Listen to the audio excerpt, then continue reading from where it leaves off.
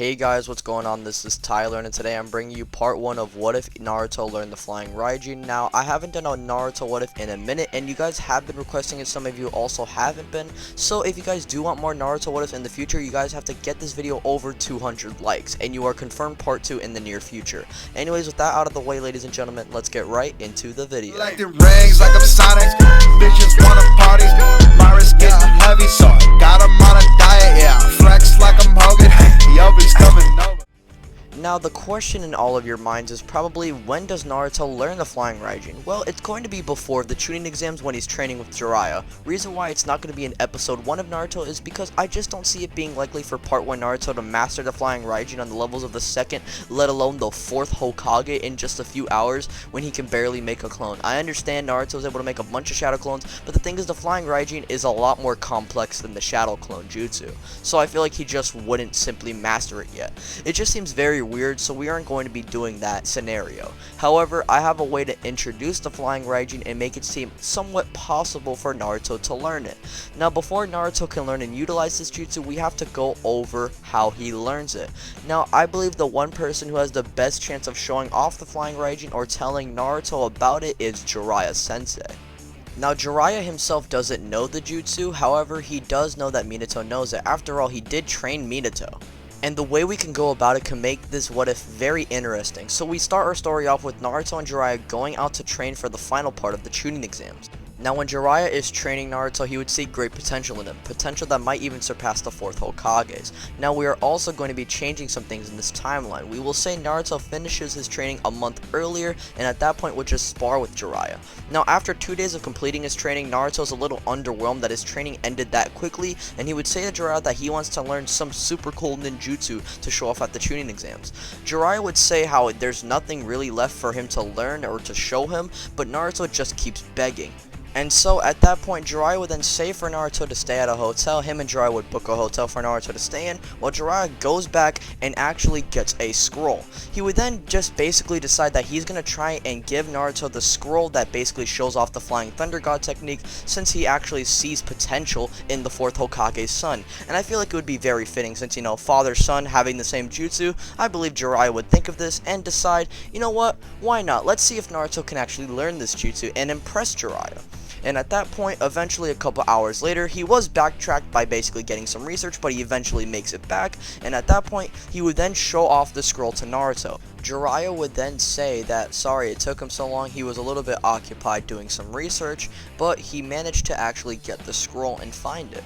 And at that point, Naruto would then be revealed the Flying Thunder God technique. Well, not the jutsu, just the encrypted writing in the scroll. And at that point, Naruto would then say, the Flying Thunder God technique, what is that? Jiraiya would then reveal how this is the 4th Hokage's jutsu, and that Naruto is actually only learning this jutsu because he actually showed Jiraiya great potential. And at that point, Jiraiya wants to see Naruto's potential in full action. Jiraiya would then say how he can't teach this jutsu to Naruto because he doesn't even know how to use it himself, and that Naruto is actually going to have to learn this jutsu by himself in 4 weeks. Just a little reminder, remember, this is 2 days after Jiraiya's training, and he completed it a month earlier, so it is actually exactly 4 weeks. At that point, Naruto is just shocked until Jiraiya just vanishes out of the room, and Naruto has no other choice but to actually start and begin his training. We would then get a 4-week time skip. Naruto, before being called upon the arena, would just do some last finishing touches on the Flying Raijin jutsu, make sure he gets everything ready to go, because remember, if he messes up once, it's done for him. He's not going to be able to use the jutsu correctly. Naruto would then remember the words that Jiraiya said to him, even more potential than the 4th Hokage. The 4th Hokage, huh? Don't worry, I'll become an even better Hokage than him, the greatest Hokage, and I'll show that today. At that point, the announcer would then announce for Naruto to come upon the arena so that he can go and fight Neji, and at that point, Naruto would then arrive. Naruto and Neji would then look at each other, and Neji would then say how he's going to beat Naruto just as easy as he did with Hinata. This enrages Naruto, and Naruto would then say how he's going to avenge her. The match would then start, and Naruto starts to fight off by summoning a bunch of shadow clones to try and maybe get the seal on Neji so that he can cast a Flying Raijin jutsu. However, Neji is not letting this happen and is dismantling the clones one by one. Naruto at that point would then decide to put a seal on the ground where he's at, so just in case if Neji tries to hit him or anything, he can just teleport back there and try and rethink of a new plan. Naruto, along with a couple more clones, which is about 4 clones, would just charge at Neji, hoping to try and get at least one seal off of Neji. However, Neji begins to try and spin, and is basically attempting to use his palm rotation technique. However, one of the clones coming from the back of Neji would actually manage to get the seal off of Neji's back, and as Naruto thinks that he actually might have a chance against Neji, Neji would then use his palm rotation technique. However, Naruto in time manages to teleport back to where he actually put the seal, and at that point Neji, along with everyone watching the fight, would just be confused.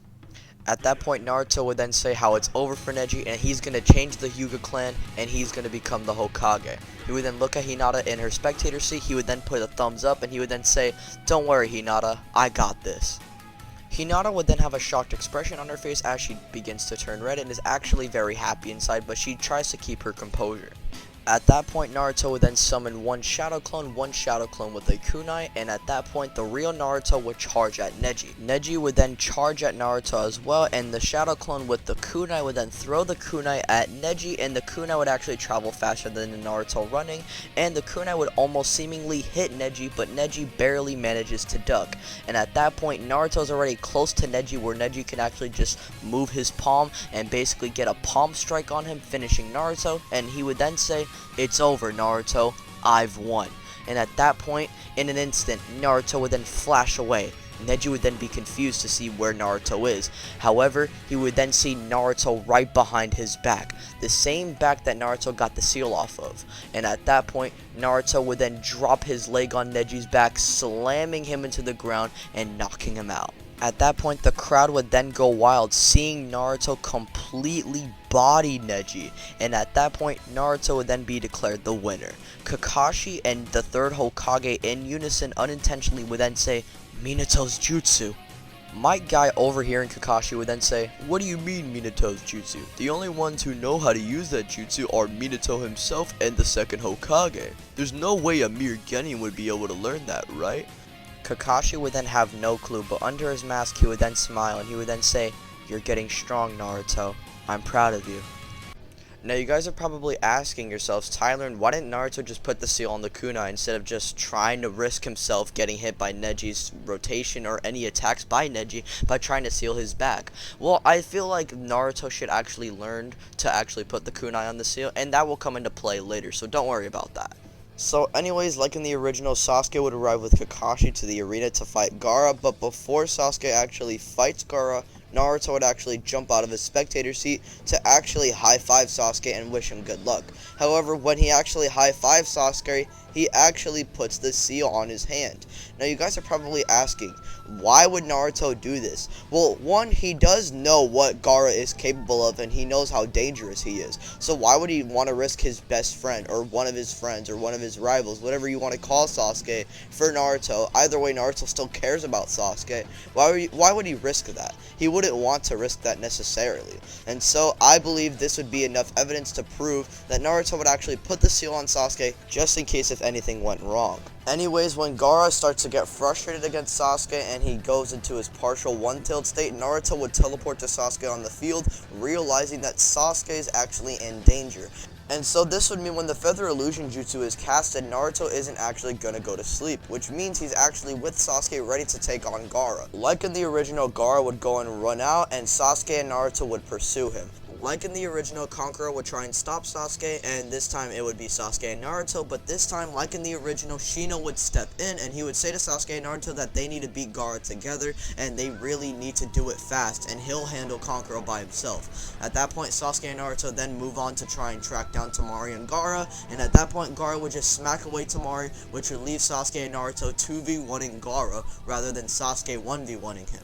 Now, in the original, Gaara versus Sasuke was actually pretty decent, and Sasuke actually did alright. And not to mention, Sasuke has Naruto on his side, which this Naruto at this point has more training than the Naruto who bodied Gaara. So already just imagine a Naruto who can body Gaara with Flying Raijin plus Sasuke. And you guys could probably guess the answer, and the answer is Sasuke and Naruto would just make quick work of Gaara. In this timeline, Shikamaru, Sakura, and the dog summoning that Kakashi has would actually go and track down Sasuke, Naruto, and Gaara, rather than Naruto, Shikamaru, Sakura, and Kakashi summoning going after Sasuke and Gaara. At this point, Sasuke and Naruto are just driving Gaara to a more bloodlusted state, and this would lead into Gaara just bodying Sasuke and Naruto and pushing them. At this point, Gaara would then say to Sasuke and Naruto how he's going to end this now and he's going to kill them. At this point, Sasuke would then be frustrated on what to do until Naruto actually comes up with an idea. Naruto would then put 2 and 2 together, and he would realize that it would be a lot easier to use the flying Raijin jutsu with the sealing mark on the kunai, and at that point he decides to test it. He would form a shadow clone, and that shadow clone would then get a kunai, but this time he would put a sealing mark on it.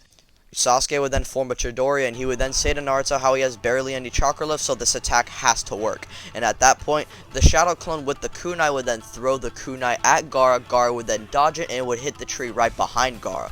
Gaara would then mock Naruto's aim, as Naruto would then say, "You'll see, Gaara, you'll see that I actually did it intentionally." Gaara would then be confused by this, and then Sasuke would then say, "Now Naruto, let's do it." And at that point, Naruto would then form one more shadow clone, and at that point, the one shadow clone that threw the kunai would charge at Gaara. Gaara would then slap it away, while Naruto would then have one more shadow clone right behind him, and the real Naruto would grab Sasuke's hand, and it's actually the same hand that Naruto put the shield on. And at that point, Naruto would then teleport Sasuke to the same tree that the kunai with the seal actually cut, and at that point he would then throw Sasuke towards Gaara, making the Chidori actually contact with Gaara and would do fatal damage to him.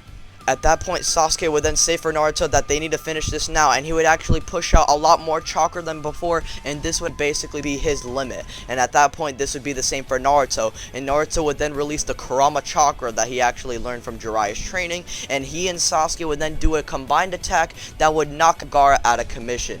No one-tailed here, no Gamma Bunta here. Sasuke and Naruto beat Gaara together as a team. And like in the original, we will say that actually Naruto does his talk no jutsu speech to Gaara before he and Sasuke collapse due to exhaustion, and at that point Sakura, Shikamaru, and the dog summoning that Kakashi had would actually find him. Well, not Shikamaru, because Shikamaru actually had to stop against Sound Ninja, but Sakura and the dog summoning would actually go on to find Naruto and Sasuke, and at that point Naruto and Sasuke would then be brought to the hospital, they would be recovered, and the arc would then come to a close. And that's where we're going to be leaving things off for right now. What did you guys think of this what if? Did you guys like it? Did you guys hate it? Do you guys want more Naruto what ifs? Do you guys want part 2? If you guys want part 2, be sure to hit that like button. I need you guys to show your support on this one. So be sure to let me know if you guys like this what if. If you guys want more Naruto what ifs, if you guys want Dragon Ball what ifs, be sure to comment that down in this comment section below. Or if you want to suggest it to me personally, you can join my Discord, where there's actually a what if suggestion channel, and you can suggest your what ifs and meet other creators. With that out of the way, be sure to subscribe if you're new. Also hit the bell icon, and don't forget to follow me on Twitter. And with that out of the way, guys, I'm gonna get up out of here. Peace out. Bye.